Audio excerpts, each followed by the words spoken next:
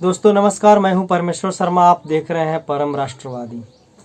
दोस्तों, बंगाल के विधानसभा चुनावों के परिणाम आने के बाद बंगाल में जो कुछ भी हो रहा है सारा देश उसे देख रहा है और व्यथित हो रहा है। लेकिन कई सारी बातें ऐसी हैं जो इतनी ज़्यादा अजीब लग रही हैं और जिन्होंने ऐसा असर डाला है, ऐसा माहौल बनाया है जिसमें हज़ारों सवाल खड़े हो रहे हैं। सबसे पहला सवाल तो यही है कि क्या बंगालियों को आज तक ये समझ में नहीं आया कि वो किसके साथ होने चाहिए, उनको किसके साथ होना चाहिए और किसके साथ नहीं?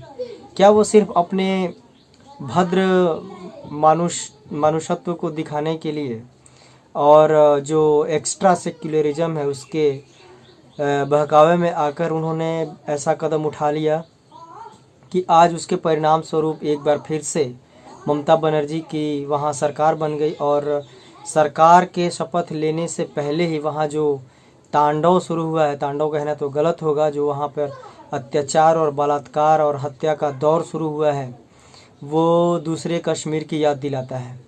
हज़ारों हज़ार की संख्या में अभी तक बंगाली जो खासकर बीजेपी सपोर्टर थे उनको आसाम भागना पड़ा है अपने जान माल को बचाते हुए।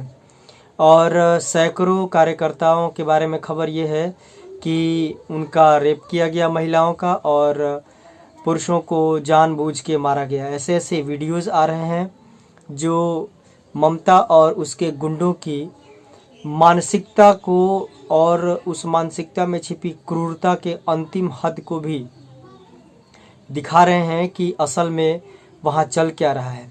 सबसे ज़्यादा आश्चर्य इस बात का है कि इतनी सारी बातें सामने आने के बाद भी एक एक बात का संज्ञान लेने वाली राष्ट्रवादी केंद्र सरकार अभी तक वहाँ पे इतनी सुस्त रफ्तार से कदम उठाती हुई क्यों नज़र आ रही है। जो लोग ये मान के चलते थे, जिनका ये सिद्धांत था कि आज़ादी महात्मा गांधी के चरखे से नहीं आई बल्कि वीरों के बलिदान से आई, वो लोग ऐसी ऐसी बातें और ऐसी ऐसी हरकतें कर रहे हैं कि आपको और हमको देख के सुन के गुस्सा आ रहा है। अब वो लोग धरने पे बैठ के अपने अपने आवास के धरने पे एक दिन बैठ के ये दिखाना चाहते हैं कि हम वहाँ के पीड़ित लोगों के साथ हैं और उस धरने से ममता बनर्जी पे कोई असर पड़ जाएगा।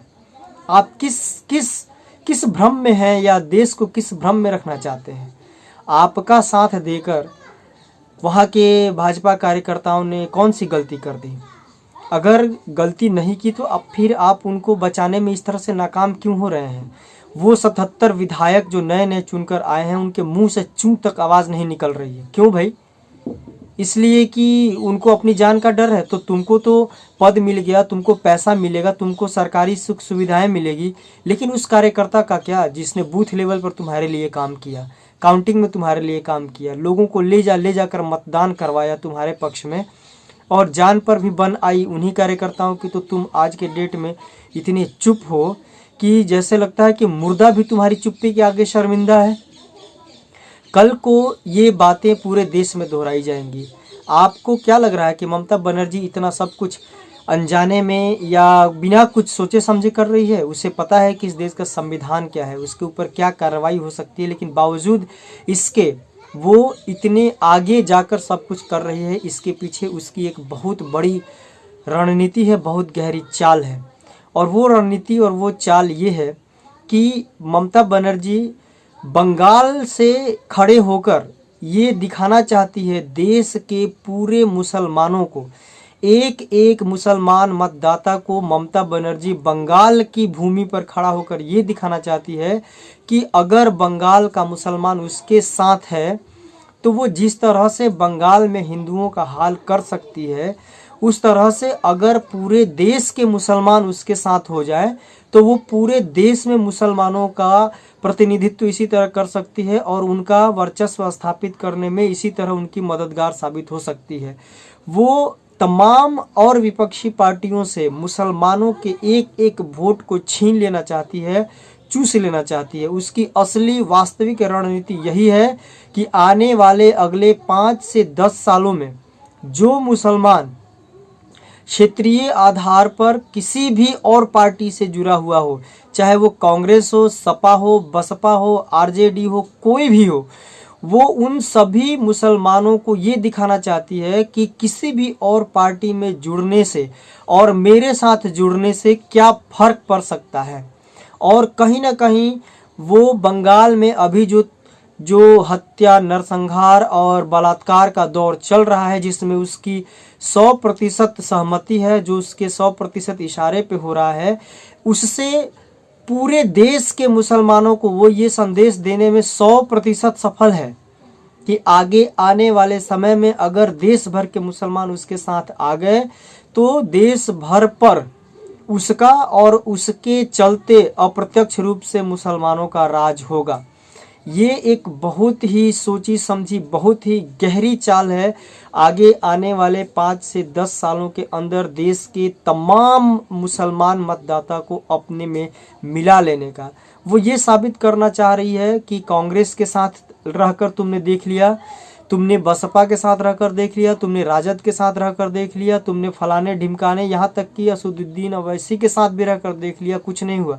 लेकिन जो ताकत मैं तुम्हें दे सकती हूँ, जो गुंडागर्दी, हत्या, बलात्कार, नरसंहार करने की छूट मैं तुम्हें दे सकती हूँ, जो कानून के संरक्षण में अपराध करने और किसी भी और समुदाय को तहस नहस करने की छूट जो मैं तुम्हें दे सकती हूँ, जो पुलिसिया और कानूनी संरक्षण, सरकारी संरक्षण मैं तुम्हें दे सकती हूँ, वो कोई भी और नहीं दे सकता है।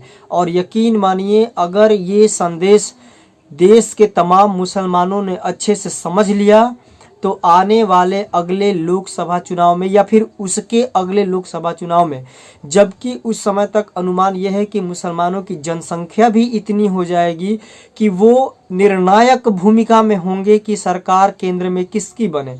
ऐसी स्थिति में जब कि तमाम मुसलमान उसके साथ चले जाएंगे और जो लिब्रांडू सेक्युलर, मतलब उनको तो अब और भी शब्द हैं जो मैं उनके लिए निकालना नहीं चाहता हूँ, वैसे हिंदू जो हमेशा से ही इन विपक्षियों के साथ मिले हुए हैं, चाहे कुछ भी हो जाए उनके और हिंदू समुदाय के भाइयों के साथ, लेकिन वो उन पर होता हुआ अत्याचार देखेंगे, सहेंगे, लेकिन जाएंगे अपने आकाओं के साथ।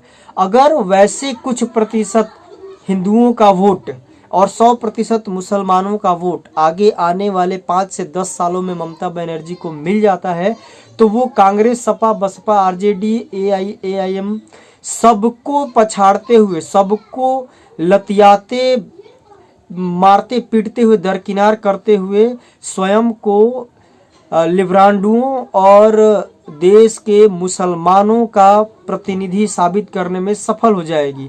और वो इसी मकसद में लगी हुई है। उसका सिर्फ और सिर्फ एक अंतिम मकसद यही है कि वो देश के तमाम मुसलमानों पर ये साबित कर दे कि अगर देश का तमाम मुसलमान मेरे साथ आ जाए तो मैं सबसे ज़्यादा मुसलमान हितैषी हो सकती हूँ, रोहिंग्या और बांग्लादेशी हितैषी हो सकती हूँ।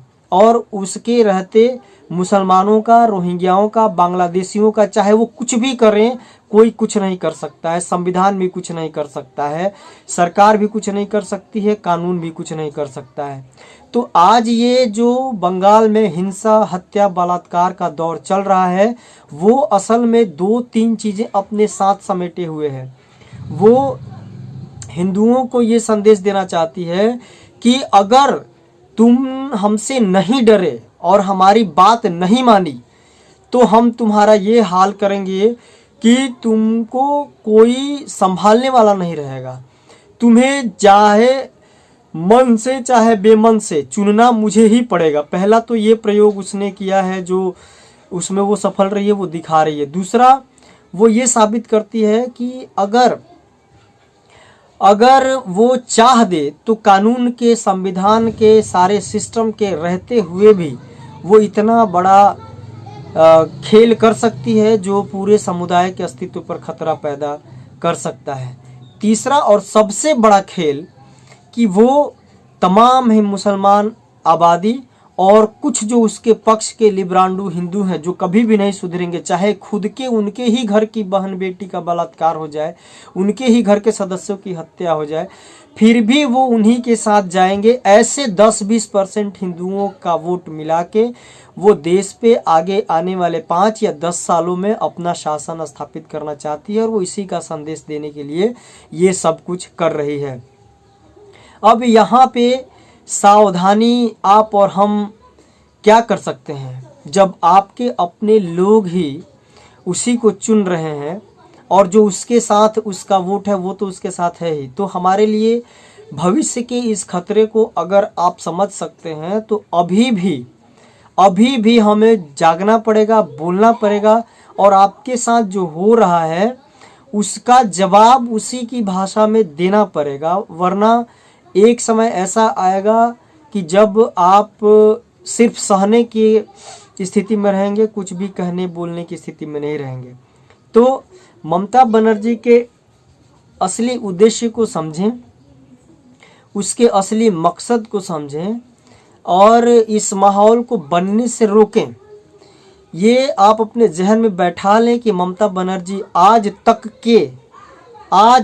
के तमाम क्रूर से क्रूरतम भारत के नेताओं से ज़्यादा क्रूर और तानाशाह है। उसके सामने इंदिरा गांधी भी कहीं नहीं टिकती है। आप ये बात नोट कर लें।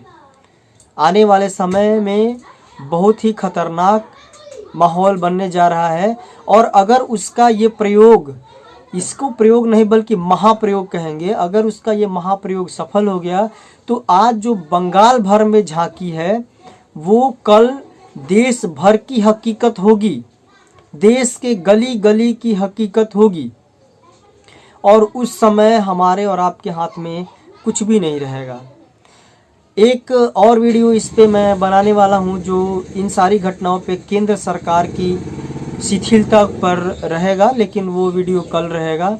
आज के वीडियो में बस इतना ही। अगर आपको ये वीडियो इन्फॉर्मेटिव लगा हो, इसमें कोई रहस्य निकल के सामने आया हो, तो आप चैनल को सब्सक्राइब कर सकते हैं, वीडियो को लाइक कर सकते हैं, कमेंट कर सकते हैं। आज की वीडियो में बस इतना ही। मिलते हैं अगले वीडियो में कल एक बार फिर से। तब तक के लिए नमस्कार, जय हिंद।